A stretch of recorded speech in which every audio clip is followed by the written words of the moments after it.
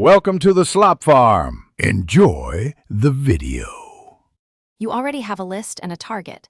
Start by checking whether you remove by value or index. If you know the index, use pop index to both remove and retrieve the element.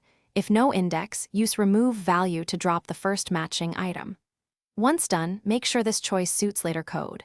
Pop mutates and returns the item, remove mutates and raises value error if missing. For copies, use a comprehension to build a filtered list instead of mutating the original. Now handle duplicates and error cases. To remove all occurrences, run a list comprehension like x for x in LSD if x equals value, which produces a new list without modifying the original. If you must mutate and remove multiple matches, iterate from the end using reversed indices and call pop ix to avoid skipping.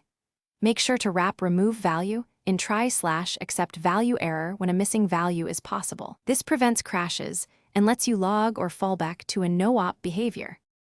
Finish by validating the result. Check len, list, and inspect a few elements. If you expected a mutation but have a new list, ensure you reassigned it back to the original variable. For thread safety or loops that modify a list while iterating, operate on a slice copy or use list to avoid skipped items. If things go wrong, catch value error or index error, verify element types, and print the offending value and its index. This diagnostic quickly reveals mismatches or wrong assumptions. Thanks for watching. Consider subscribing if we helped you today.